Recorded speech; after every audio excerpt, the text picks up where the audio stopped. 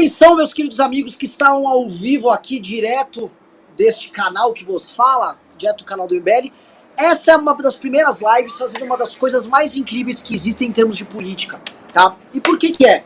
A construção de um determinado plano de governo e o debate dos problemas de um Estado são feitos, em geral, em escritórios de marketing político, decididos entre o candidato e seus marqueteiros. Proposta não tem. Eu vou falar uma coisa.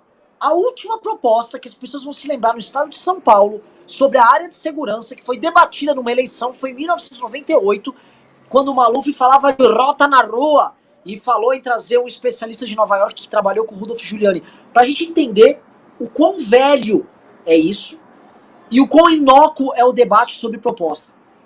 Há uma candidatura hoje, ou melhor, uma pré-candidatura de alguém que além de tudo é amigo meu, e que é uma das pessoas mais corajosas que eu conheço, quiçá a pessoa mais corajosa que eu conheço, que é o Arthur, que tá topando enfrentar as máfias que controlam o governo do estado de São Paulo.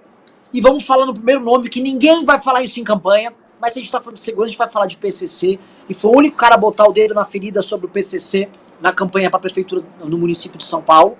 Então a gente tá falando de um tema espinhoso, ainda mais no momento em que os estados não têm dinheiro, e no momento em que há um aparelhamento das polícias militares por parte do governo federal. Em alguns lugares muito grave, como um câncer que vira metástase, em outros nem tão grave, mas barulhento. Hoje é um programa para debater segurança, para o Arthur também trazer os temas da campanha, trazer a dificuldade e como é ser um pré-candidato ao governo de um estado tão grande, tão importante como São Paulo, e também Beraldo, que hoje está trabalhando, trazendo essas informações, trazendo dados, consolidando essas informações. E mais, uma coisa que nunca foi feita. Você que tá aí, manda pergunta que a gente responde, especialmente sobre o tema, ajuda a construir nosso programa de governo. E uma porrada de vereador do estado de São Paulo mandou pergunta, a gente vai botar no ar e a gente vai debater isso aqui. Isso nunca aconteceu, isso aqui é inédito. Então peço para vocês, participem que vai ser um negócio incrível. Boa noite, Beraldo, boa noite, Arthur. Passo a bola aqui pro Arthur para ele fazer a apresentação e a gente começar esse bate-bola. Fala, pessoal, boa noite, obrigado por vocês estarem aqui. Na verdade é o seguinte, né, como vocês conhecem, a gente, quando vai fazer uma coisa, faz direito, e nós temos aqui um plano de governo que nós queremos não só apresentar, eu acho que esse vai ser o nosso diferencial. Nós não vamos simplesmente apresentar um plano de governo, né, nós vamos construir um plano de governo, e qual que vai ser o nosso diferencial em relação aos outros? Quando você pega os planos de governo, né, dos candidatos que a gente tem o costume de conhecer, você vê que são, na verdade, uma lista de desejos, né? Então, vou dar exemplos esdrúxulos aqui. Você pega o plano de governo lá do cara para segurança, melhorar a segurança da população. Tá, qual que é o teu planejamento para a educação? Tornar a educação mais digna, pelo amor de Deus, sabe? Ninguém mais é tão trouxa, né? E se você pega os únicos planos de governo que realmente são objetivos, que são, na verdade, enormes, são os planos de governo do PT. E lá eles realmente escrevem as maiores barbaridades, eles escrevem, o plano de governo do Haddad de 2018 era, vamos regular a imprensa e estava lá escrito, cara. Então, é objetivamente o que a gente discorda, né? O que nós queremos fazer aqui? Nós queremos fazer um plano de governo tecnicamente impecável e que atenda os anseios de maneira objetiva. O cara vai saber por onde a gente vai começar e onde a gente quer ir, onde a gente quer terminar, certo?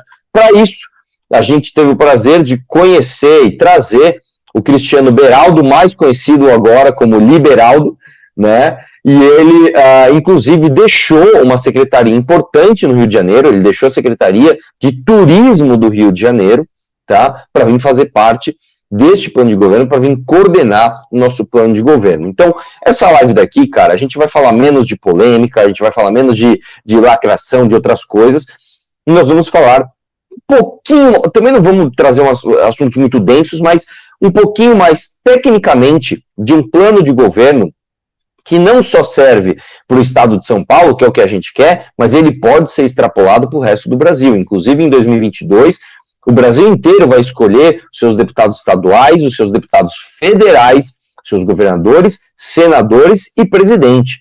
Então, meu irmão, você pode ter certeza que o ano que vem, cara, se você não souber o que você quer para você, vão escolher por você. E aí, meu irmão, aí não adianta mais reclamar. Então nós estamos aqui justamente para mostrar a nossa proposta de como queremos mudar o estado de São Paulo, consequentemente mudar o Brasil, e você, não sei em que estado você está, você pode elevar essa demanda para suas lideranças políticas da sua região, para que ele também leve essa cara, essa direção, tá bom? Então passo a bola aqui para o Cristiano. Muito obrigado por você estar aqui de novo, Cristiano, numa sexta-feira fazendo essa live aqui com a gente.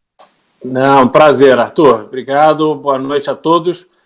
Bom, primeiro é importante o pessoal entender que o plano de governo é algo que o Tribunal Eleitoral exige que seja registrado num determinado momento ali do início da campanha. E existem duas coisas. Em geral, as candidaturas que são organizadas com um ponto de vista, sem ideologia, né, com foco em marketing, que hoje é grande parte delas, elas têm o plano de governo para o registro, que é como o Arthur falou, é um trabalho genérico feito lá por um estagiário. Se a gente pegar o plano de governo que está em vigor, que é da chapa Dória-Rodrigo Garcia, tem erro de português, tem nome de cidade do estado escrito errado. Então tem umas barbaridades e você vê claramente que aquilo ali não foi feito nem pelo João Dória nem pelo Rodrigo Garcia. Foi um terceiro ali, um estagiário, alguém contratado ali pela campanha que pôs junto um documento para ser registrado. E o discurso de campanha, ele é definido no escritório de marketing. Porque o trabalho é no sentido de vender a ideia para o eleitorado de que as pessoas vão ter os seus anseios atendidos. Como fazer isso? Para o pessoal do marketing não importa, eles não são capacitados para discutir. Com a candidatura do Arthur, o que a gente tem é uma figura extremamente popular, que foi eleito o segundo mais votado deputado estadual de São Paulo em 2018, fez um trabalho brilhante, está fazendo um trabalho brilhante na Lesp. No ano passado, se candidatou à prefeitura da capital, sem tempo de TV, sem fundo eleitoral, sem apoio de ninguém, só da militância. Ele foi à luta, foi para a rua e conseguiu ter 10% dos votos. Isso é um resultado extraordinário. E agora, qual é o nosso dever de casa com esse aprendizado? A gente precisa, como o estado de São Paulo, ele é extremamente diverso, ele é grande, muito importante economicamente e, com tudo isso, vem uma série de desafios imensos. Então, a gente precisa trabalhar ouvindo, como a gente está fazendo aqui hoje, como a gente tem feito nas viagens da locomotiva, ouvindo as pessoas que moram nas diferentes regiões, para que a gente entenda, do ponto de vista do cidadão, como é que são esses desafios. Hoje a gente vai ter participação aqui de alguns vereadores de cidades do interior, falando sobre os desafios da segurança nas cidades deles. E isso é a essência do trabalho que a gente vai fazer, porque quando a gente chegar lá no começo da campanha para registrar o nosso plano de governo, de fato lá vai estar escrito como a gente pretende fazer com que São Paulo modernize a sua estrutura burocrática, atenda os anseios da população mais necessitada e que precisa de ajuda. Isso não é discurso aqui de esquerda, não é nada disso. Existem pessoas que realmente estão passando dificuldade, sobretudo pela situação econômica que o país atravessa, e elas precisam ser ajudadas. Mas não ajudadas com assistencialismo, ajudadas para que elas possam evoluir e dar o próximo passo, que é resgatar a sua independência. Então a gente precisa prever isso no plano de governo, e a gente precisa tratar de saúde e a gente precisa tratar de segurança, que é um item extremamente importante. No fundo, a gente vai acabar vendo que está tudo interligado. Quando você faz um trabalho denso para um Estado, um projeto para um Estado, você vê que, à medida que as coisas começam a acontecer, você começa a atrair novos investimentos, novas empresas, gerar emprego, melhorar a educação, aí você precisa demandar menos do sistema de saúde, você precisa demandar menos do seu sistema de segurança, e assim as coisas evoluem. Mas São Paulo, por si só, é uma economia importante para o mundo. Então a gente precisa absorver essa qualidade, essa força de São Paulo, resgatar o orgulho de ser paulista, para que a gente possa trabalhar um plano que as pessoas compreendam aonde a gente quer chegar. Antes de entrar no aspecto pontual da segurança, eu ia perguntar um problema que o Arthur estava relatando, e a gente que trabalha nos bastidores sabe, enfim, às vezes é legal o Arthur externar. para vocês que estão acompanhando aqui entenderem as pressões que ele sofre para não ser candidato. Pouca gente sabe os bastidores desse jogo, que é um jogo muito pesado. As máfias que operam para você só ter 2 candidatos, que a eleição foi desenhada para ter Rodrigo Garcia e Haddad aqui em São Paulo. Aí o Alckmin, por questão de rancor, é pré-candidato a governador do estado de São Paulo, pra vocês entenderem. Agora, todo partido que a gente vai conversar, isso aconteceu para prefeito, ia lá, compravam o partido. A gente sabe, isso aconteceu. Até a gente conseguir entrar no Patriota. Coisa similar tá acontecendo aqui. Isso fora as pressões que o Arthur começou a receber na Lesp. É gente fazendo visitinha, é papinho furado de deputado que liga para ele. Dá esse ponto, pessoal, precisa entender o seguinte. É legal a gente abrir o lance da construção da candidatura, porque não é fácil. Talvez o buraco aqui seja muito, muito mais embaixo do que o buraco da prefeitura. Passo a bola aí. Na verdade é o seguinte, o que acontece é que quando a gente foi disputar em 2018, né, para deputado, eu e o Kim, bom, para deputado todo mundo quer, né, vem aí e tal, o pessoal até trouxe bastante fundo, né, me deram ali R$1 milhão de fundo, que eu e o Kim recusamos, né, e, enfim, cara, para deputado todo mundo quer. Tá bom, escolhemos lá um partido, tal, tudo certo. Na hora de disputar a prefeitura, opa, peraí, majoritário já é um pouco mais difícil, é complicado, a gente ainda teve que ficar correndo atrás de partido. Quando a gente fez 10%, né, fez o resultado que fizemos, sem apoio do mito, sem TV, sem dinheiro, sem igreja, a gente passou a ser levado muito mais a sério, por todo mundo, cara, por colegas políticos, pela imprensa, por líderes partidários, e pela primeira vez, hoje, a minha candidatura, ela desde antes de nascer, né, desde antes de existir a candidatura, ela já é uma ameaça às candidaturas estabelecidas, né, esses dias, inclusive, a gente foi esqueci o nome Bom Jesus. Bom Jesus dos Perdões, que é uma cidade que o Alckmin, inclusive, tem bastante influência. Nós fomos numa missa lá, porque foi aniversário do padroeiro da cidade, e o Alckmin, nossa, cara, a hora que ele viu a gente ali, claramente, ele ficou muito bravo, e dava para ver que ele estava ali no reduto dele, porque o próprio padre, durante a missa, citou o nome dele 3 vezes, chamou ele para ler um trecho ali da Bíblia, e na hora de ir embora, deu tchau para todo mundo, e ele cumprimentou, dando a mão, né, e o cara ficou extremamente incomodado. Isso é um sintoma, é um sinal de algo que acontece nos bastidores. Alckmin que saiu da igreja para a porta dos fundos sem cumprimentar um deputado estadual e sem cumprimentar um deputado federal, porque o Kim estava junto. Então, porque a hora que acabou, o pessoal se juntou para tirar foto. Então foi meia dúzia de pessoas ali tirar foto com o Alckmin e veio uma galera tirar foto com a gente, né? Isso incomodou bastante. Eu até ia cumprimentar ele, eu virei para cumprimentar, você estava, acho que essa hora. Eu falei, vamos lá falar um oi pro Alckmin. A hora que eu virei, ele virou as costas e saiu pela porta do sul. Eu falei, bom, tudo bem, né? Vamos deixar quieto. Isso é um sintoma de algo que está acontecendo nos bastidores, que é justamente isso, né? Uma candidatura que vem desafiando as que já estão aí estabelecidas, e antes mesmo dela existir, é uma ameaça. Então, o que acontece, e a gente sabe como é que funciona, é que há muita negociata, só que o passe sobe. Hoje o cara, para ele eliminar o partido que me deseja como candidato, custa caro e incomoda, e aí começa esse tipo de coisa. Então, é claro que a gente não vai esmorecer, e eu vou te falar uma coisa, e eu vou até nesse sentido, eu vou até talvez surpreender um pouco. Na Lesp, é claro que você tem corporativismo, é claro que você tem o que a gente muitas vezes denomina como sistema, né? Mas aí vem o lado político da coisa. Os meus projetos têm avançado, né? Eu não sei até que ponto isso vai andar, né? Mas eu já aprovei 3 projetos na Assembleia. Eu tenho um projeto a ser pautado, que é o da meia entrada, né, que eu explico melhor depois, e estamos protocolando, né, colhendo as assinaturas, as 32 assinaturas necessárias, para protocolar uma PEC, né, e PEC não é PL, e está andando muito bem. Eu conversei inclusive com o Carlão Pinhatari, o presidente da Assembleia, que recebeu muito bem, até então, né, recebeu muito bem essa PEC, essa alternativa, e estamos trabalhando para avançar com isso. Isso, né, nos bastidores, começa a remoer uma galera, porque a gente deixa de ser os moleques, né? Puta, é só um youtuber. Puta, não é não, cara. Pô, o cara tá sabendo trabalhar, o cara tá apresentando resultado, não é o lacrador de Twitter, como o Poit me deu uma indireta numa entrevista, né? Poxa, dá para ver que tem um pouco mais ali.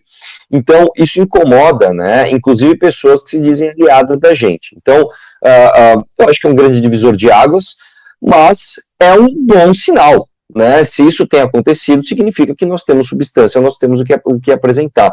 E vamos para cima, né, Liberaldo? Vamos que vamos. Exatamente. Agora, o que é importante é o seguinte, nesse cenário da eleição de São Paulo, e só para fazer um registro aqui para o pessoal que está ouvindo a gente, eu fui secretário no Rio, mas na verdade eu saí de São Paulo, primeiro para ser coordenador do plano de governo do Eduardo Paes, e de uma história, enfim, que culminou nesse apoio lá ao Eduardo, e depois ele me convidou para ser o secretário de turismo do Rio. E essa experiência para mim foi muito enriquecedora, porque eu pude ver por dentro como a gente se engana com as aparências da imagem de quem está no poder, sobretudo no poder executivo. É um jogo de cena tão grande que deixa a gente mais calejado para perceber os movimentos depois. Aqui em São Paulo, a gente tem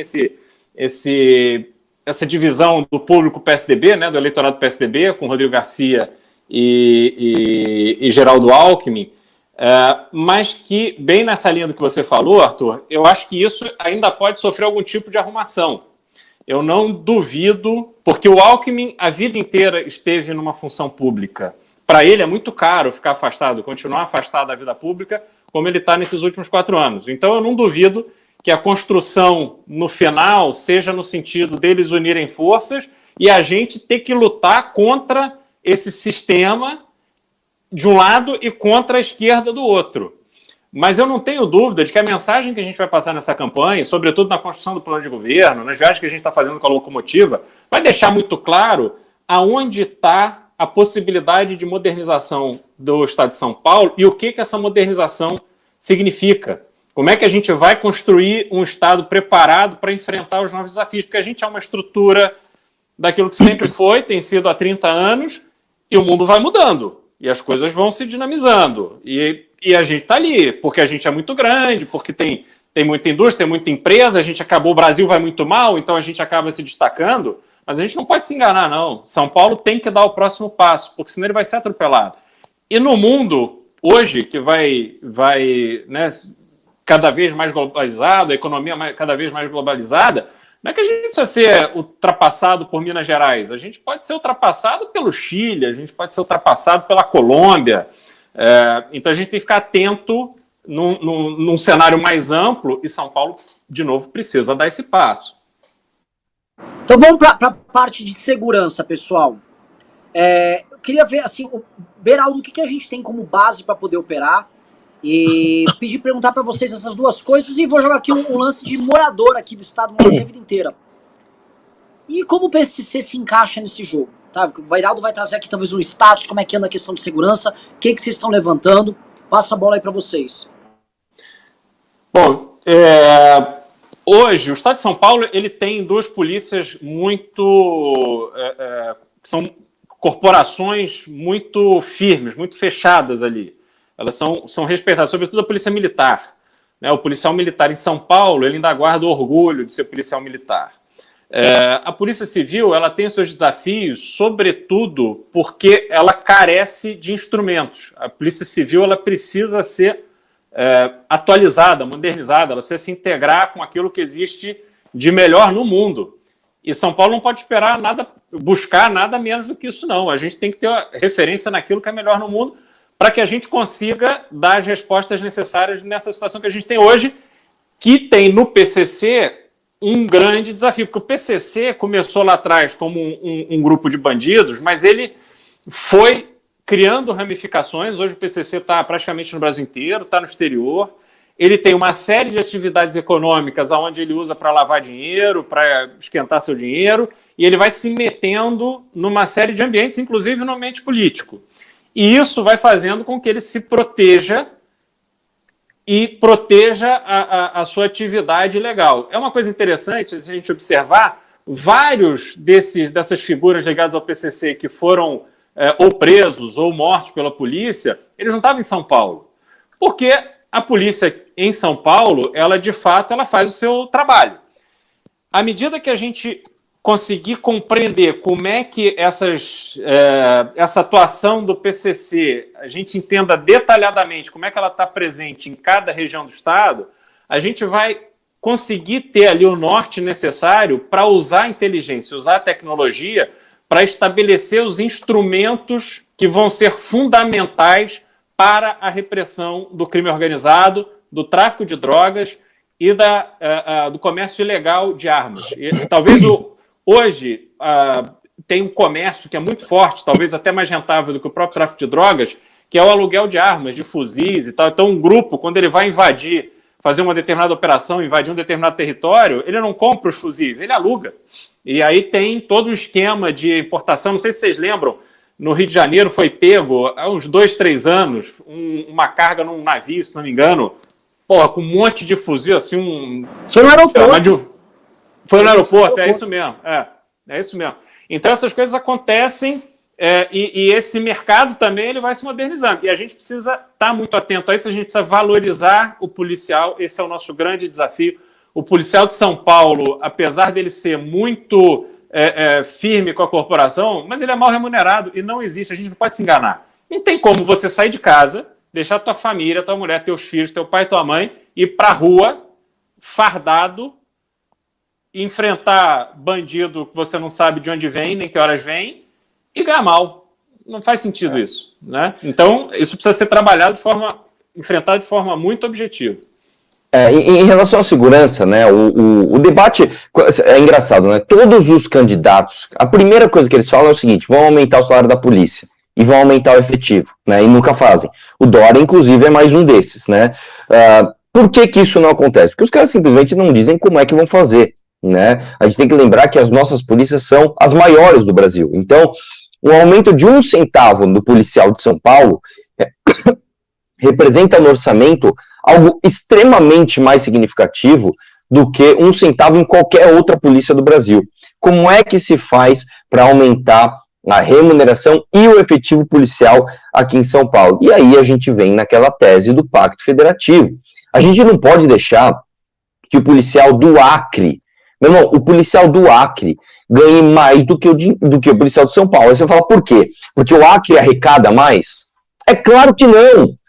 Porque o Acre paga o policial do Acre com o dinheiro do policial de São Paulo. Como assim? A nossa arrecadação vai para Brasília, e Brasília redistribui isso de uma forma desigual. São Paulo é o estado que mais é prejudicado por isso, e joga esse dinheiro em estados deficitários que não fazem a lição de casa, não fazem reforma de previdência, não enxugam ali os salários, os benefícios da elite do funcionalismo público. Isso não ocorre só com policial, ocorre com professor, ocorre com enfermeiro, ocorre com médico, ocorre com todos os servidores que fazem os serviços essenciais, né? Uma outra questão importante de trazer de segurança pública, e pouca gente fala nisso, é o seguinte: eu vou falar aqui, vai assustar, né? Igual quando a gente veio falar de prefeitura, qual é a coisa principal para se falar quando se fala de prefeitura? Plano diretor. Muita gente, inclusive quando eu falava, cara, plano diretor, nunca ouvi falar. O que é plano diretor? Não estou entendendo a relação, sei lá, da minha rua esburacada, da minha escola municipal que tá um lixo, com esse tal desse plano diretor. E a gente explicou, e as pessoas espalharam isso muito bem. Inclusive, eu gostei bastante do plano, para o plano diretor do Celso Russomano, lá, que ele aplicou no debate, que foi o botijão de gás e internet para todos, né? Enfim, para a questão da segurança pública no Estado, o debate ele é muito mais profundo do que só policial na rua. Isso é uma das coisas que a gente deve fazer. O cerne principal para se falar de segurança pública em São Paulo, presta atenção, é habitação. Se eu falar, meu irmão, como assim? Não estou entendendo nada. O que tem a ver habitação com o cara que está assaltando ali no Planalto Paulista? Tem tudo a ver, cara. A gente tem que lembrar o seguinte: o grande vilão, né, da segurança pública é o crime organizado, né, não são os ladrões de galinha. Ladrão de galinha é um problema marginal que muitas vezes sustenta por causa do crime organizado. Inclusive, o Beraldo trouxe aqui essa questão de alugar fuzil, não só aluguel de fuzil rola também, mas tem também arrendamento de armas menores. Então o cara chega lá na biqueira, fala, meu irmão, eu preciso assaltar, tô um 38 aqui armado. O cara vai lá, assalta e traz o dinheiro para comprar droga e devolve a arma. É isso que funciona, tá? Como que você atinge o crime organizado? Uma das principais arrecadações do PCC, por incrível que pareça, não vem do tráfico de drogas diretamente, vem de habitação ilegal. Então eu vou dar um exemplo para você. Quando você vai na zona sul de São Paulo e você vê aquelas invasões, inclusive em áreas de manancial, que aí traz um segundo problema, que é um problema ambiental, você tem ali muitas famílias pagando aluguel por PCC. Meu irmão, pra você ter uma ideia, os caras têm casas construídas dentro de cemitério, cara. A gente foi, inclusive, na campanha da prefeitura, nós visitamos um cemitério ali na Zona Norte, onde tinham casas de 3 andares com piscina dentro do cemitério, pagando aluguel para o PCC. Então, isso é uma fonte de renda absurdamente robusta. E como é que você soluciona isso, né? E aí a gente parte, olha só como a questão ela vai longe, né? Quando a gente fala de Cracolândia, a gente não fala só de assistência e de repressão, a gente fala de plano diretor, de revitalização do centro. Quando a gente fala de um plano de segurança pública para um estado como São Paulo, você não fala somente de policial na rua e remuneração e aumento de efetivo, não é só isso. Você tem de ter ali uma visão de onde está o foco do fogo. E o fogo do fogo está no crime organizado, que se sustenta a partir, inclusive, de habitações irregulares. Como que você resolve isso? Os planos habitacionais de São Paulo, infelizmente, todos eles, e são vários. São Paulo, assim, cara, se tem um recorde para São Paulo bater de número de programa habitacional. Aqui tem de tudo, tem CDHU, tem Minha Casa Minha Vida, tem Singapura, tem muito plano habitacional. E por que eles não vão para frente? Porque eles esbarram em basicamente duas coisas.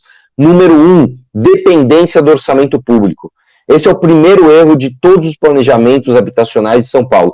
Todos eles partem necessariamente do investimento do poder público. Isso está errado, tá? Apesar de São Paulo ser o estado mais rico, São Paulo deixa o seu orçamento para Brasília. O que fica em São Paulo é insuficiente. E o que volta de Brasília volta vinculado para a saúde e educação. Você não tem dinheiro para fazer programa habitacional direito. Esse é o primeiro erro.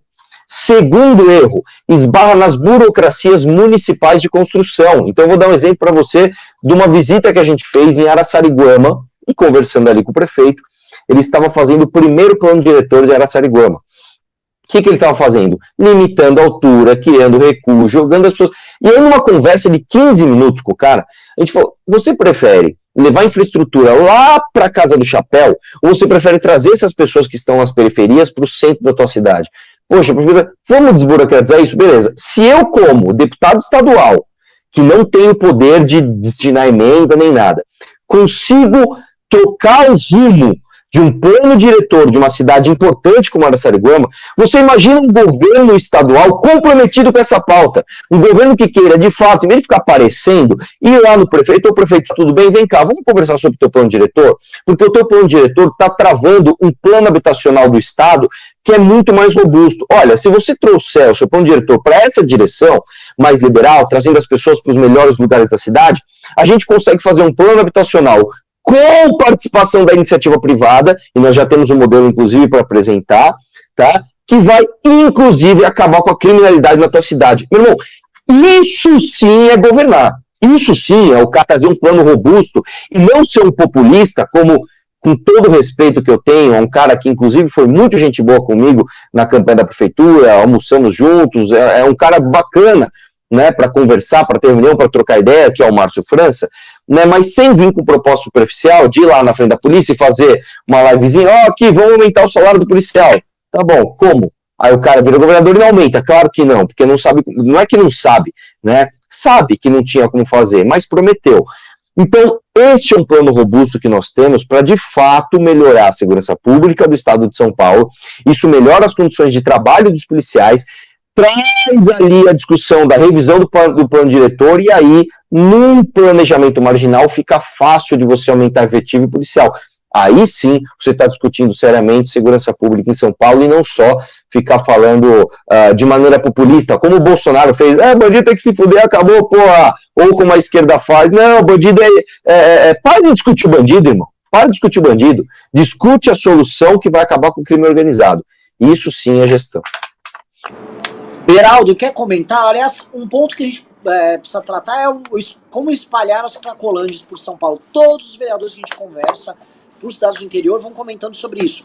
As cracolândias estão chegando, o morador de rua está chegando com a cracolândia e tá ficando. Aqui em São Paulo, o PSDB, que está há 30 anos, não fez bosta nenhuma para resolver, eles já ocupam áreas territoriais. No Rio de Janeiro é o tráfico que ocupa o morro. Mas pelo menos, assim, não tem muito pelo menos, o traficante está acordado, né?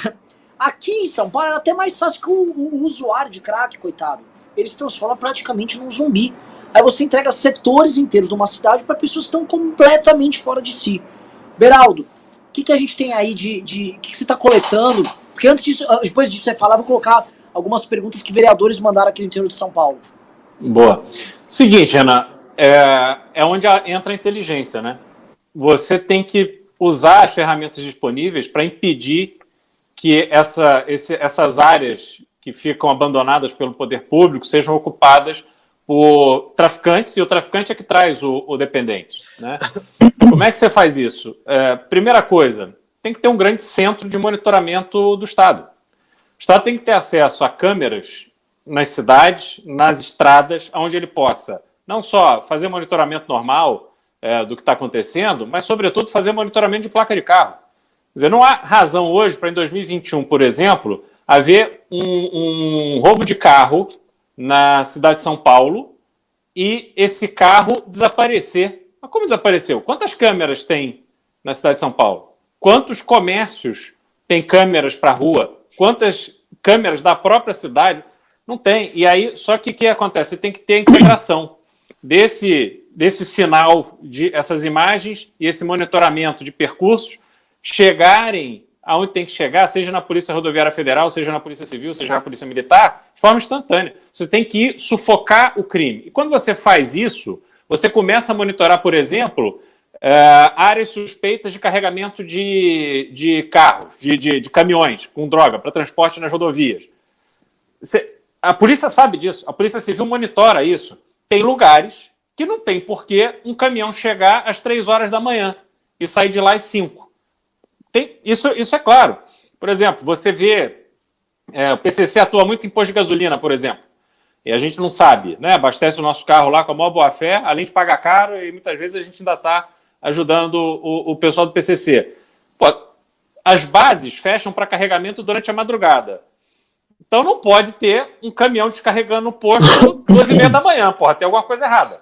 Entendeu? Então, assim, essas coisas que para a gente passa desapercebido, que a gente não percebe, mas a inteligência, acesso à câmera, formação de inteligência, a gente pegar a equipe da Polícia Civil, da Polícia Militar, colocar em contato com as grandes polícias do mundo, a gente tem que ter esse patamar. E outra coisa, a gente tem que parar de pôr a culpa no governo federal. A gente tem que chegar, assumir que o governo federal não vai resolver nossos problemas.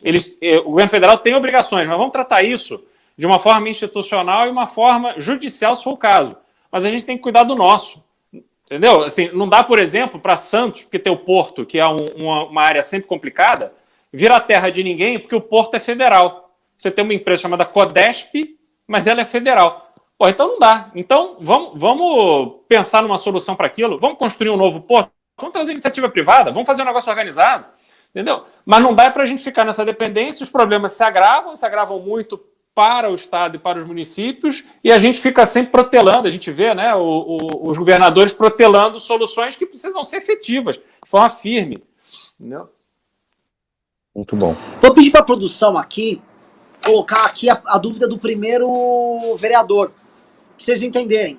A gente está viajando pelo estado de São Paulo, é a turnê da locomotiva, e nas viagens a gente conversou com vereadores que estão ajudando a construir plano de governo. Então a gente vai colocando as perguntas e os pedidos dos vereadores, e a gente vai tratando aqui. Novamente, para você que está assistindo, eu quero ver qualquer candidatura no Brasil, ou pré-candidatura, desculpa corrigir, se construir desta maneira, tá? Isso não tem.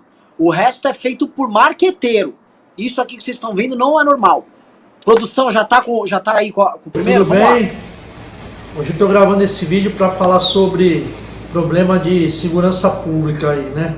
Da região e do município. Na região, a gente conversa com várias pessoas aí, a gente sabe que o número do efetivo policial é baixo, que a gente precisaria de efetivo maior, porque a zona rural nossa, que é extensa, divisa de estado. Só que o que acontece? Há 10 anos atrás nós tínhamos 13 policiais. Hoje nós temos 9 policiais. Nós temos 3 viaturas no Jardim. Só que 2 estão emprestadas porque a gente não tem o efetivo. Então o que acontece? Se eu tenho o efetivo de 13, eu fico com 2 viaturas aqui, deixo uma reserva. Uma faz zona urbana e outra zona rural. E nós também, como o efetivo é baixo, tentamos resolver de uma outra maneira. Mandei ofício, acho que uns 5, 6 anos atrás, falando em trazer motocicleta para o Jardim, para deixar na polícia. Só que eles falam que são só para municípios maiores as motocicletas, que menores não tem motocicleta para gente. E outra coisa que acontece que é muito triste é assim, cara. Se acontece um BO no Jardim depois das 19 horas ou no final de semana, a viatura tem que se deslocar de Santo Antônio do Jardim, andar 22 quilômetros para fazer um BO em São João da Boa Vista. Antes era Pinhal, agora concentrou tudo em São João. Então o que acontece? Enquanto a viatura está em São João, não tem viatura no Jardim. Pinhal fica monitorando e só manda viatura se tiver algum BO aqui, senão fica sem viatura. Então tem bastante detalhezinho pra gente ver, mas esses são os maiores. Então o problema é do efetivo, tá? E também hoje o Jardim não tem comandante, mas eu acho que já está sendo resolvido esse problema. Um abraço para todos aí. Vamos lá, galera, essas confusões aí. Esse aí é o Gibu, né, cara? Pô, vereador, gente fina, parceiro nosso aí. Eu conheço bem a região, né? Já aconteceu de estar na região e a viatura fala assim: olha, eu vou ter que fazer uma ronda na zona rural, eu vou ficar aproximadamente 3 horas sem sinal. E simplesmente a cidade fica sem viatura e é o seguinte, meu irmão, torce para não acontecer nada, né? Isso é um absurdo, isso esbarra, claro, no problema que a gente disse, né, de efetivo policial, e não ter efetivo policial porque não tem orçamento por causa do Pacto Federativo. Então é o nosso, bem no cerne da questão que a gente está dizendo. Agora, uma outra coisa que ele citou, né, que é quando tem um BO e aí a viatura tem que se deslocar, uma coisa que acontece em São Paulo é o seguinte: nós temos, infelizmente, uma polícia civil que muitas vezes ela serve somente para ficar refém dos flagrantes da polícia militar. Isso está errado. Tá? É claro que não é competência estadual, não é o governador nem os deputados estaduais que decidem o ciclo completo de polícia, né? Mas é um problema que pode ser resolvido lá em Brasília com a agenda paulista em Brasília, desde que um governador tenha peito para chegar nos seus deputados estaduais, que são ampla maioria, tá? Cara, gestão estadual é o seguinte: a ampla maioria dos deputados é governista. Por mais que se diga independente ou até de oposição, a verdade é que a ampla maioria é sempre governista. E os deputados federais também, porque as suas bases são aqui em São Paulo. Então, se você tem um governador comprometido em empurrar a agenda paulista em Brasília, você consegue, talvez, uma revisão, né, do ciclo completo de polícias para todas as polícias, ou seja, a polícia militar poder investigar, a polícia civil poder fazer ronda extensiva, né, e as polícias municipais também terem esse poder, como é, por exemplo, nos Estados Unidos, que tem, inclusive, concorrência. A gente vê em filmes, né, sabe quando chega um policial, aí chega, chegaram os estaduais, aí os estaduais, chegaram os federais, porque tem concorrência entre as polícias. Inclusive, uma das coisas que está anotada aqui, isso é extremamente complicado, tá? Mas isso é competência do executivo estadual, é o planejamento de carreiras, tá? Uma das coisas que a gente vê nos Estados Unidos, quando você vai no Netflix e assiste um documentário de crimes, você pega lá um crime, às vezes você pega um investigador que o cara desenterra um crime de 20 anos atrás, você fala, meu, por que o investigador tá desarquivando um crime de 20 anos, porque o cara tá na ânsia de resolver, porque se ele resolve, ele é promovido. É a política do resultado. Isso é competência estadual e isso tem como fazer aqui. Inclusive, nós precisamos disso urgente, a reformulação das carreiras, principalmente da Polícia Civil, que estão completamente defasadas. Eu tenho vários amigos policiais civis, vários, que têm vontade de trabalhar, são honestos, ganham uma merreca e encontram problemas institucionais, né, no desenvolvimento do seu trabalho. Então, é claro que nós temos que fazer essa revisão de maneira urgente. Só fazer um comentário, eu morei 8 anos nos Estados Unidos e lá você tem a valorização do município como um marco, um pilar importante de toda a organização dos poderes. Por quê? Porque tudo acontece no município. Então, ouvir do Gibu que ele tem lá em Jardim 9 policiais é de arrepiar, porque você tem que pensar que são 24 horas por dia, 7 dias por semana, então tem que fazer escala, tem que ter folga. Um bandido que sabe dessa informação, ele vai ficar onde? Vai ficar aqui em São Paulo ou ele vai para lá? Então, assim, não dá para a gente não trazer os municípios para esse jogo, porque o município precisa organizar, ajudar a organizar essa força policial em alguns municípios que contam com uma guarda municipal, outros municípios que não contam, a gente precisa desenvolver uma forma de auxiliá-los a ter autonomia sobre esse policiamento, porque senão a gente não vai conseguir resolver esse problema. Veja, a região ali do Gibu, eles que conhecem a área rural, eles que conhecem ali as estradas, porque nem tudo está mapeado. Então, não dá para um policial sair e ficar 3 horas sem sinal de celular. Pô. Isso é um absurdo, né? Então, esses pequenos detalhes, a gente precisa começar a resolver da base para cima. E a gente precisa trazer o município dentro dessa revisão do modelo de policiamento e elaboração de carreiras. A gente tem que considerar a participação do município. Deixa eu só fazer um ponto aqui, desculpa, mas só fazer um ponto. Muita gente falando, Arthur, chama o da Cunha de vice, chama o da Cunha de vice. Deixa eu explicar uma coisa para você, cara. Para eu chamar alguém de vice, o cara não tem que estar só popular na internet, né? O da Cunha, ele claramente está muito popular na internet. Se a gente tomasse decisões baseadas em popularidade em rede, com certeza a gente já teria chamado. O da Cunha é um cara que eu tive o prazer de conhecer, eu conheci ele há pouco tempo atrás, né? Foi um cara super gente fina, pô, trocamos ideia aqui no WhatsApp, um cara super gente fina, só que eu ainda não tenho o senso de pertencimento dele na missão que eu tô. Tá? Ele tem a missão dele, não é a mesma que a minha. Então, quer um exemplo? Quantas vezes você viu o da Cunha bater de frente com o Bolsonaro? Isso para mim é extremamente importante, tá? Para trazer um cara para ser meu vice. Quantas vezes você viu, sei lá, o da Cunha divulgar a nossa manifestação do dia 2 de setembro? Então, eu não estou criticando ele. Eu não estou dizendo, ele não é isso. Mesmo porque eu conheço muito pouco o trabalho dele. Sinceramente, cara, minha vida tá uma loucura e é até uma falta minha de não poder parar e assistir os vídeos desse cara, porque eu preciso parar e ver, mas enfim, ele tem a missão dele, cara, e a missão dele talvez seja numa direção diferente da minha, então é isso, é uma coisa que talvez não, né, além do que, eu preciso saber de muitas mais outras coisas para saber se seria um bom vice, mas enfim, não existe essa possibilidade, pelo menos por enquanto, acho que estamos em sintonias diferentes aqui, tá bom? Vai lá. Vamos pro segundo vídeo aí, pessoal? Vamos lá, vamos ver outro vereador. Se possível, a produção podia falar o nome do vereador que vai entrar, mandar pra mim e tal, porque às vezes o vereador não se apresenta no vídeo.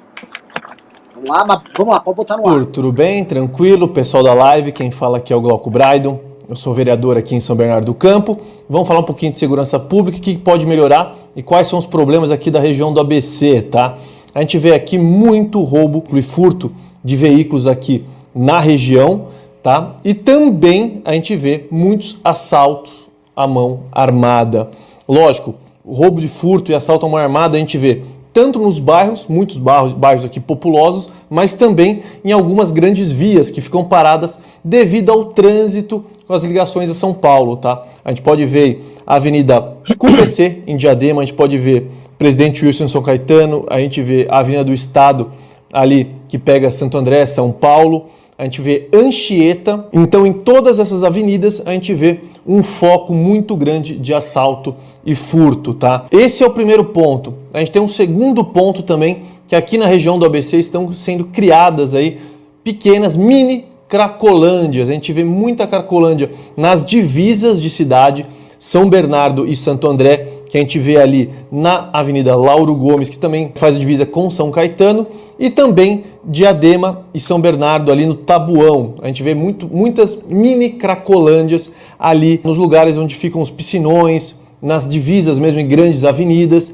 Então é um grande problema que a gente encontra aqui no ABC, tá? E claro, a gente não pode esquecer que o povo do ABC tem muita dificuldade para transitar de São Paulo para a região, e isso dá trânsito e acaba aumentando os índices e também a violência aqui na nossa região. Claro, então, se o metrô estivesse aqui, não tenha dúvida que a gente teria índices melhores nessas grandes avenidas e ligações ABC São Paulo. Tá? O que a gente fazer então, na minha visão, Arthur, aí você confirma e fala um pouquinho mais aí, que também você está ajudando muito sobre o assunto. Eu acho que a gente tem que aumentar o número de efetivo dos policiais aqui na região do ABC. Tem poucos homens pelo tamanho da população e, claro, a gente tem que melhorar também o salário deles, que a gente vê que é uma pouca vergonha. Você já está estudando, já está craque no tema, pode até falar um pouquinho sobre isso. Eu vejo também aqui que a gente pode ter melhoras se a gente conseguir integrar a polícia, melhorar a integração do ABC inteiro, das polícias, da Polícia Militar no ABC, lógico, junto com o GCM. Se a gente conseguir integrar essas polícias, a gente vai conseguir melhorar os números e os índices aqui de roubo, furto, que são muito altos aqui na região. Posso começar? Cara, na verdade ele citou um monte de pontos aqui, eu até anotei. Se eu estiver me estendendo demais, vocês, por favor, quando a gente está indo atrás das coisas, a gente tem um caminhão de coisa para falar. Então eu vou tentar ir reduzindo para também não ficar desagradável. Em primeiro lugar, deixar claro que o Glauco, antes dele ser vereador, ele é meu amigaço pessoal, um cara que eu conheci na faculdade, nota 10, e é aquele tipo de pessoa que você conhece e, puta, cara, você só quer ficar cada vez mais amigo. O Glauco é um cara ultra do bem. Se teve um cara que eu fiquei feliz que ganhou a eleição, foi o Glauco. Vamos lá. Primeiro, o Glauco, ele cita ali muito assalto à mão armada, e isso, no nosso público principalmente, gera uma reação do seguinte: meu irmão, arma a população.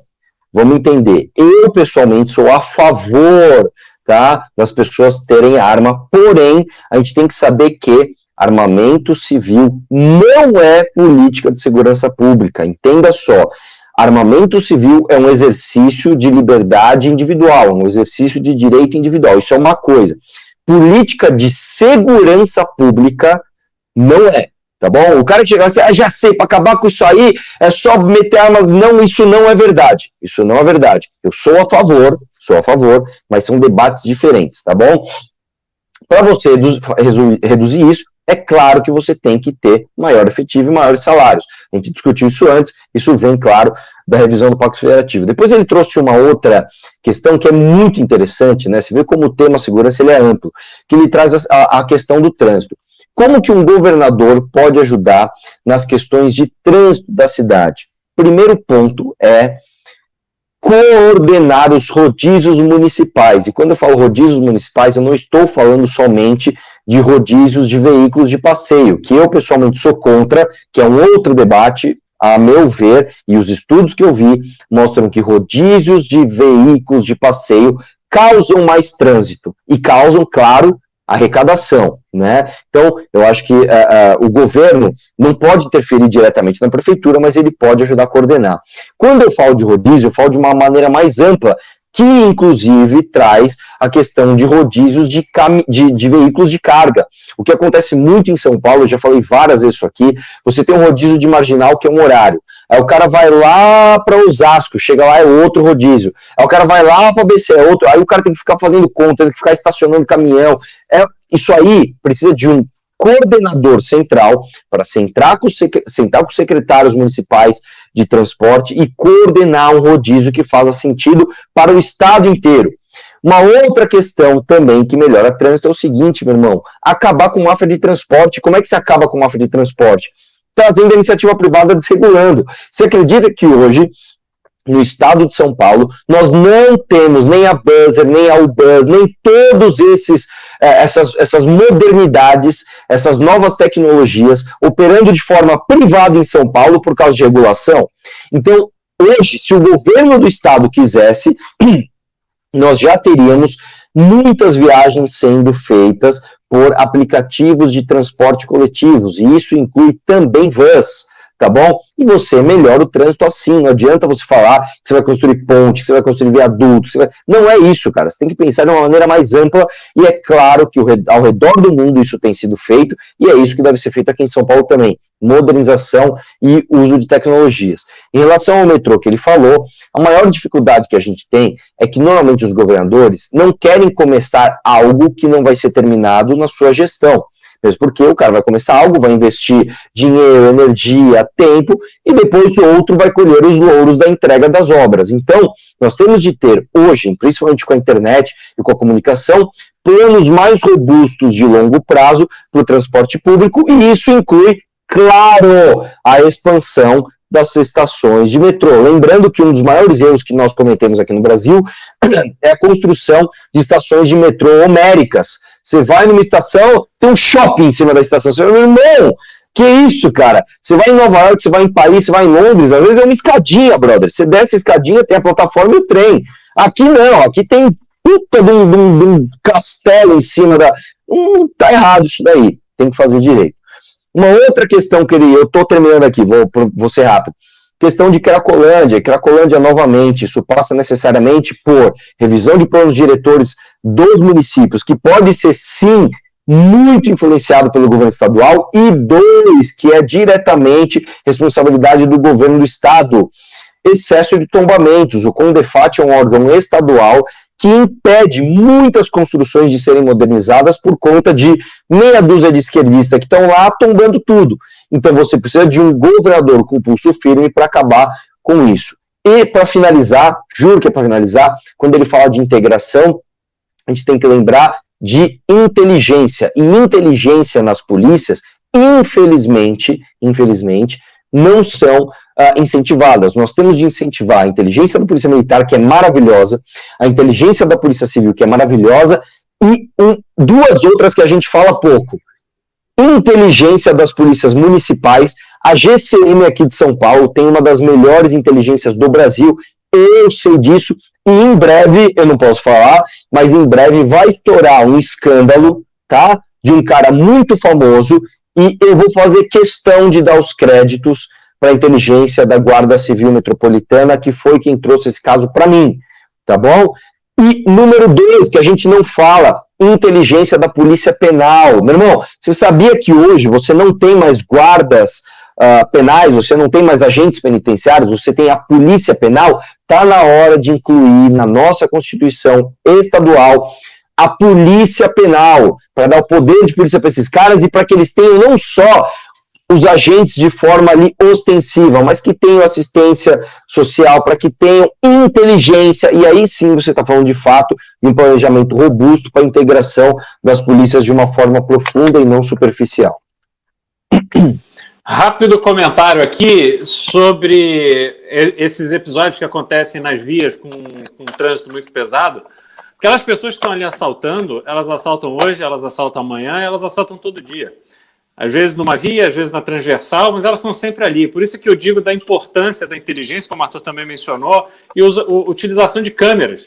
Hoje, não dá para você justificar que você não consegue identificar essas pessoas, que você não consegue monitorar essas pessoas, que você não consegue saber onde elas estão. E a polícia precisa atuar de uma forma muito firme e muito rápida para pegar essas pessoas em parceria com o Ministério Público, diga-se. É importante o Ministério Público fazer parte desse processo para que a gente consiga tirar essas pessoas da rua e mostrar para elas que não vale mais a pena fazer aquilo, que acabou a sacanagem, que elas vão ter que ou procurar outra coisa para fazer ou ir embora dali. Agora, a gente não pode deixar, estando no governo de São Paulo, que essas pessoas simplesmente passem a utilizar as vias engarrafadas como ambiente para assaltos e quebrar vidro de carro, roubar a bolsa de mulher e entrar em uma... Isso só piora. E aí você junta isso com esses ambientes de Cracolândia que vão surgindo, aí pronto, você está com o cenário perfeito para ir uma derrocada absoluta. Vamos lá, vamos para mais um vereador, vamos ver o problema que ele traz. Olá, deputado Arthur Duval, internautas que nos acompanham pelas redes sociais. Sou a vereadora Ana Paula Beatalter, de Atibaia, interior de São Paulo. É uma honra poder transmitir as necessidades do nosso município ao nosso deputado e pré-candidato ao governo do estado de São Paulo, Arthur Duval. Atibaia é uma cidade que está localizada entre 3 grandes municípios, a 67 quilômetros da capital paulista, 60 quilômetros de Campinas, 90 quilômetros de São José dos Campos, além de estar no cruzamento de 2 importantes rodovias do estado de São Paulo, que são as rodovias Fernão Dias e Dom Pedro. Atibaia, de acordo com o IBGE, tem 144 mil habitantes, de acordo com o TSE, 114 mil eleitores e está no limite de outras 9 cidades. Ou seja, diante disso, nós temos uma problemática muito grande na área da segurança pública, que é o município conseguir monitorar as quase 20 entradas que dão acesso à nossa cidade. Então, deputado Arthur, se você puder incluir seu plano de governo, por favor, incluir mais efetivo no município de Atibaia, bem como mais viaturas, inclusive para fazer a patrulha rural. Nossa cidade tem 478 quilômetros quadrados, sendo que aproximadamente metade desse território é área rural mais distante do centro, que precisa dessa atenção da segurança pública. Espero contar com as suas boas gestões em favor do nosso município e da região. Até mais. Posso falar uma coisa antes de vocês responderem? Mano, posso falar? Sabe uma coisa que, mano, eu acho foda que a gente tá fazendo? É a primeira vez, assim, eu posso falar com tranquilidade, que uma parada dessa acontece numa pré-candidatura de governador. Assim, tá numa live, a galera tá assistindo. Essa vereadora, se vocês estiverem em Atibaia, super simpática, ela talvez não tivesse a oportunidade de trazer o problema da cidade dela como tá sendo feito agora. E absolutamente ninguém faz isso. Os planos de governo são peças de marketing ridículas e os vereadores não operam nisso. Presta atenção, o governo do estado de São Paulo tem bilhões. A porra... Eu vou parar de falar palavrão hoje, eu estou no MBL News. O governador, ele simplesmente não recebe esses caras pra tratar de nada. E tem uma massa de vereadores e lideranças e pessoas com ideias boas e com problemas reais que passam a largo disso tudo. E isso que tá rolando, prestem atenção, vocês estão assistindo essa live, essas quase 2.000 pessoas. Isso é histórico. E é isso que faz o trabalho nosso, isso que faz o trabalho do Arthur em especial, ser diferente de todo mundo. Porque quando o Arthur falou, eu vou encarar essa pergunta pro governo, uma coisa que ele falava, cara, se não for pra gente chamar todo mundo, vereadores, então não ia dar pra fazer. Porque, novamente, uma campanha pro governo do estado de São Paulo já é uma campanha de dezenas de milhões de reais, ainda mais com o fundão bizarro que estão aprovando. E só fazendo um parênteses, o Bolsonaro vetou assim, ó, ele veta hoje, ele tá botando na LOA, semana que vem ele tá na LOA, que é a lei orçamentária que vai passar lá na Câmara, com a digital do Bolsonaro com o fundão. Ele só assinou pro gado, mas fechando isso, os partidos vão ter grana multimilionária e, cara, se a gente não tiver o apoio de vereadores como ela, pra participar e construir, não vai rolar. Passo a bola aí pra vocês. É isso. Na verdade, ela trouxe um problema que a gente discutiu bastante, né, que é a falta de efetivo, e realmente, é o que a gente já falou bastante aqui. Tem que aumentar para aumentar a revisão do impacto federativo. E outra coisa importante, esse cenário de Atibaia, ele traz para a gente a importância da integração. Quer dizer, os municípios, eles se interconectam com as estradas e você acaba tendo que olhar como regiões. Se não houver inteligência, se não houver integração, não há como você resolver o problema. Você tem que pensar na patrulha rural, você tem que ter uma estratégia para atuar dentro da realidade de cada região. Vamos pro próximo? Fala, Arthur, tudo bem? Eu não poderia perder a oportunidade de falar sobre segurança pública, né? Embu Guaçu é um município, né, da região metropolitana de São Paulo, micro-região de Itapecerica da Serra. Aproximadamente 170 bairros, para você ter a ideia, né? Uma extensão de 155.641 quilômetros de metros quadrados. Nós temos aqui na rede municipal, 33 escolas e na rede estadual, 21 escolas. Uma estimativa de aproximadamente 80 mil moradores, 80 mil munícipes. É claro, é notório, né, que nós precisamos muito do investimento tanto na GCM, na Guarda Municipal, e também na Polícia Militar. Né? Nós temos aqui essas 3 companhias, inclusive a Polícia Civil.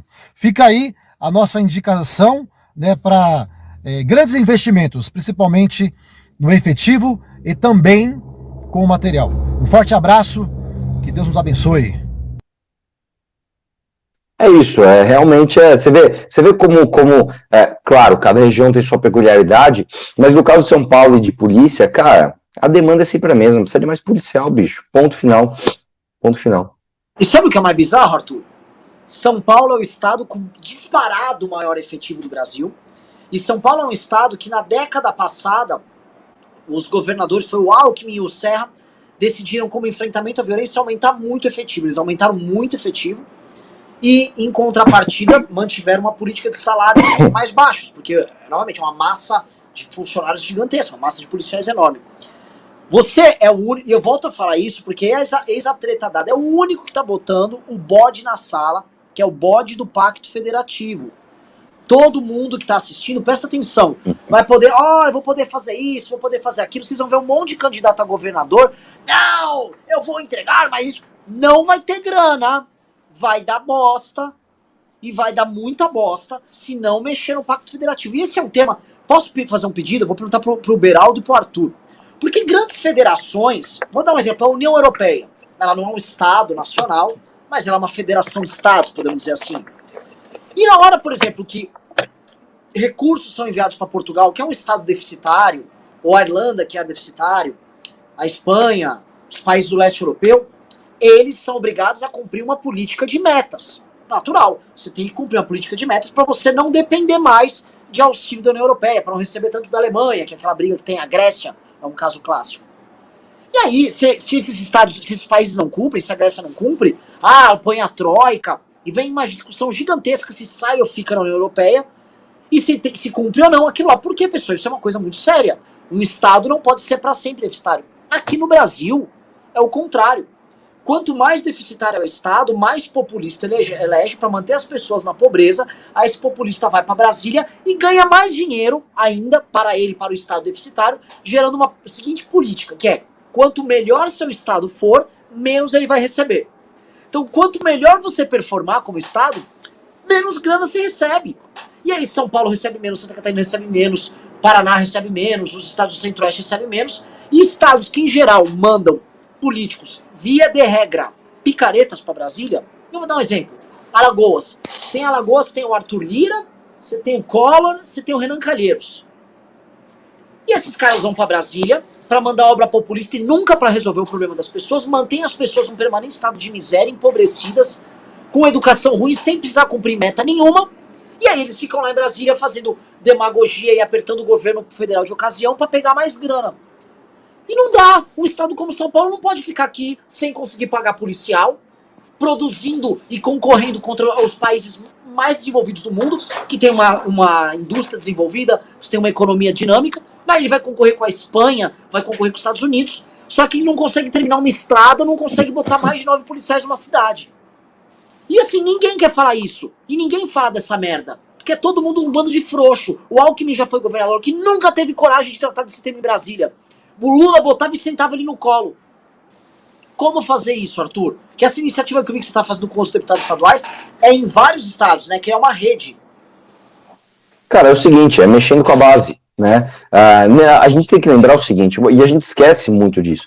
Primeiro que em Brasília temos, claro, mais de 500 deputados, mas, cara, quem manda ali, se muito, 30. Vamos por 30. 30 espalhados pelo Brasil. Não estou falando 30 de São Paulo, 30 espalhados pelo Brasil. Quando você pega e você consegue fazer uma bancada federal comprometida com uma causa, e aí, cara, eu posso citar várias aqui, bancada da bala, bancada do agro, bancada da igreja, você tem resultado. Meu irmão, você já parou para pensar que igreja não paga uma série de impostos até hoje? Por quê? Porque a base dos caras canta forte, entendeu? Se o cara votar contra a base, a eleição seguinte o cara tá fora. Tem essa.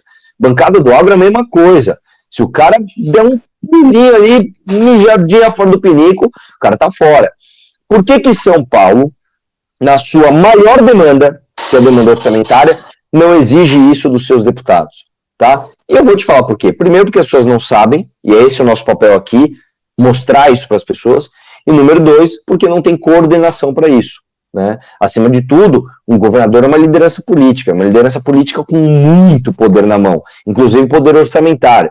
Você imagina você chegar para o deputado e falar assim, cara, eu estou trazendo um projeto coordenado de votação que vai ampliar os seus próprios poderes e tem demanda na tua base. O negócio acontece. Então o negócio acontece. Basta o governador querer. Por que isso não acontece? Por que o governador normalmente não faz isso? Porque o governador, ele chega... A verdade é o seguinte, o prefeito de São Paulo, ele chega na prefeitura querendo ir para o governo. O governador de São Paulo, ele chega no governo querendo ir para a presidência. A gente sabe disso, cara. Todo governador de São Paulo sonhou em ser presidente. E aí o cara, ele não se atreve, né, a ousar falar de algo que é importante, porque ele tem medo de perder popularidade em outros estados. Um exemplo é o próprio Dória.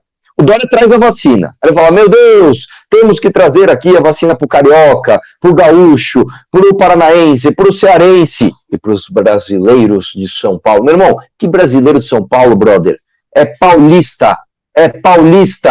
Fala o nome, não tenha vergonha, defenda o teu estado, mostre o resultado dentro do teu estado para depois você pensar em ser presidente. Então, essa diferença de postura faz toda a diferença.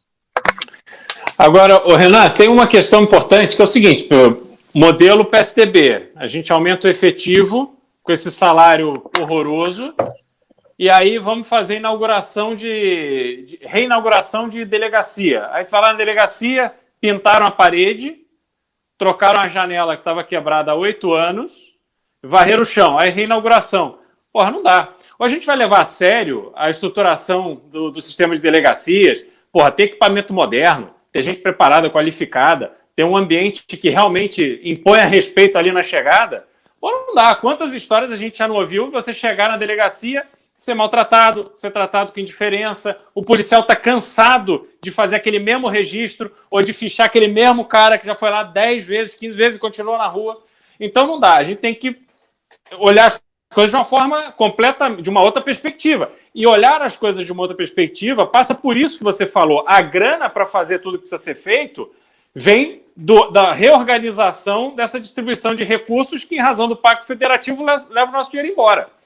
Agora, quando a gente tem a concepção do Pacto Federativo, é um pacto assistencialista, como o Brasil, né, fez N programas assistencialistas. E a gente nunca observa como é que é o caminho para tanto as pessoas quanto os estados saírem daquilo. Aí você não tem meta de nada. Não tem meta de educação, não tem meta de infraestrutura, não tem meta de saneamento, não tem nada. Aí vai alimentando aquilo e aí esses políticos vão comandando ali as massas, porque a massa oprimida ela é sempre mais fácil de ser manipulada, as pessoas que mais precisam, você consegue comprar elas mais fácil, assim vai. Porra, não dá para ser assim. Nós não podemos pagar essa conta. A gente já tem muita conta aqui para pagar. Então vamos ter que focar no que é importante para a gente.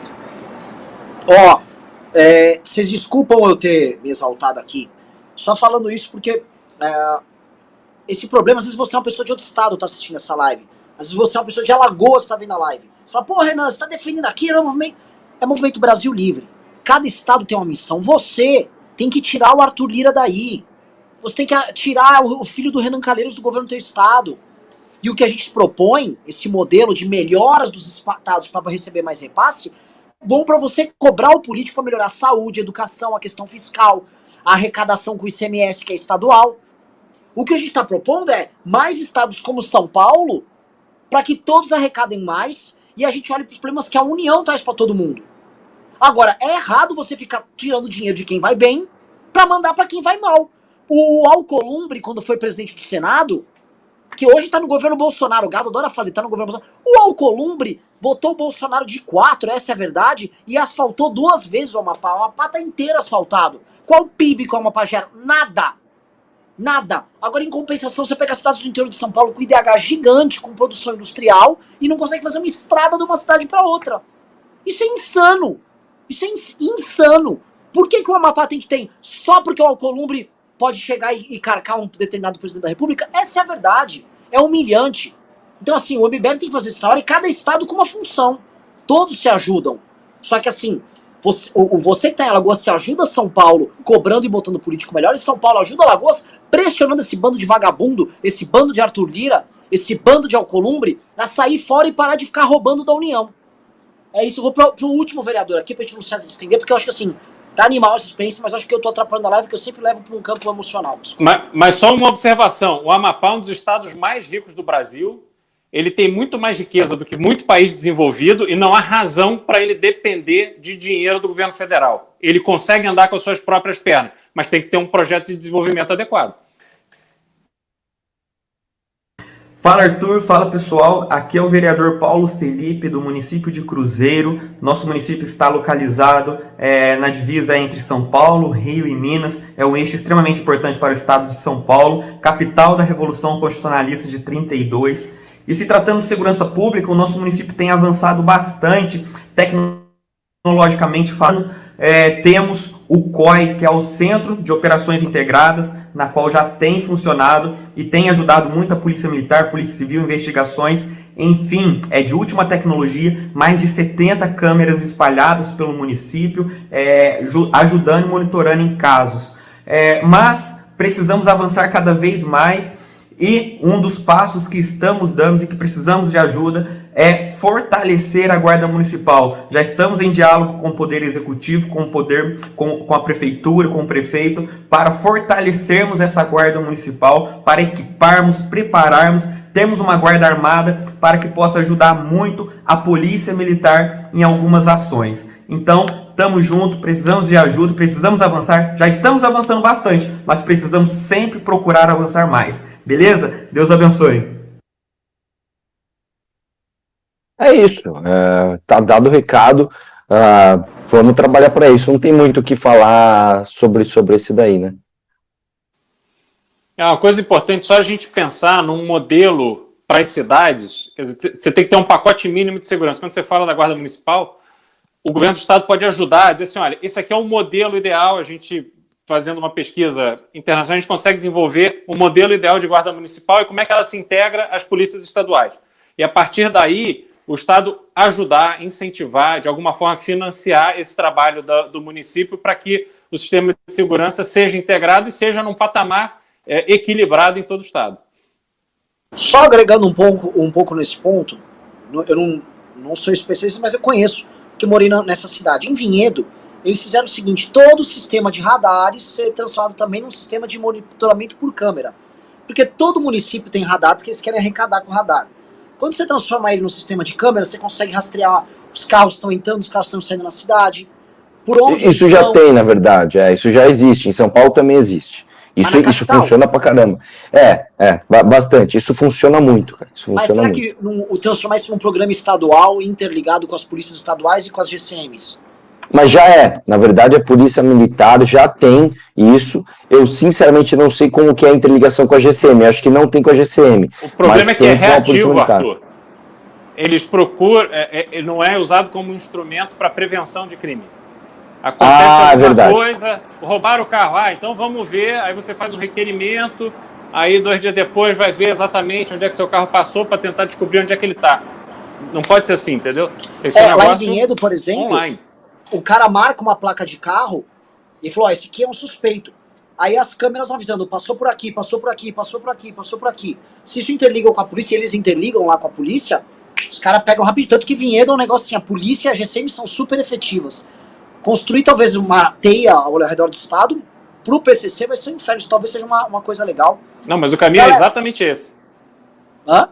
O caminho é exatamente esse. Eu acho que é isso. Pessoal, vou fazer uma pergunta pra vocês.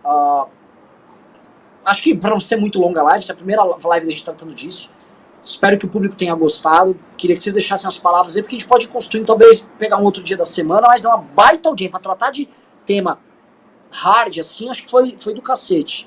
Pessoal, passo a bola pra vocês. O que vocês acham? O que vocês curtiram?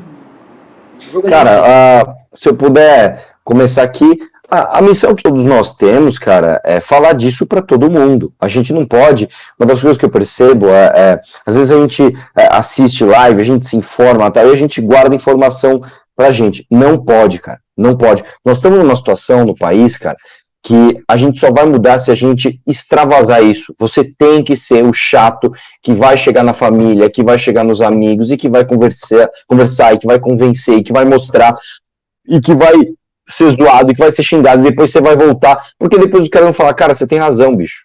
Pô, você tem razão. E aí, eu tenho certeza que todo mundo que tá nessa live, nem que seja pequenininho, cara, tem um desejo aí de ser algum tipo de referência política, né? E quando você se interessa por política, você acaba sendo referência política por uma série de pessoas que estão ao seu redor, né? Então, quando aquela pessoa que não acompanha muito política vê que o teu amigo, sei lá, o teu amigo gado, o teu amigo petista tá falando besteira, e você fala as coisas que se concretizam na realidade, o cara fala, pô, eu vou perguntar pra ele, meu, porque sempre que eu pergunto o cara tem uma coisa que, pô, e você vira referência, cara, isso é legal pra caramba. Então, eu peço pra você, se você tá numa sexta-feira, irmão, 10 horas da noite, ouvindo o que a gente tem pra falar, espalhe a mensagem. A tua missão é essa. Nós temos uma missão, e essa missão é espalhar a mensagem, tá bom? Conto com você. Muito obrigado.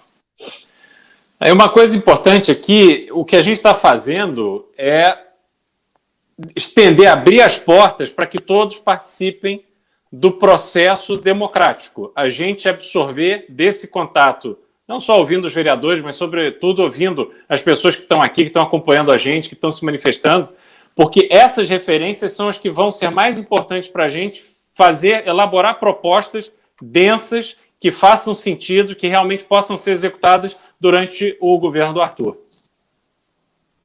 Lembrando, pessoal, vou fazer um pedido. A gente vai montar uma plataforma para a galera mandar sugestões e tal, mas enquanto não está montada, a gente coloca na próxima live. Hoje, se vocês puderem mandar para o Instagram do Beraldo, esse @CristianoBeraldoBR, dúvidas, sugestões, simplesmente falar, quero participar do plano de governo do Arthur, manda um DM no Instagram dele, que aí a gente vai colocar todo mundo num grupo de WhatsApp. Podemos fazer assim?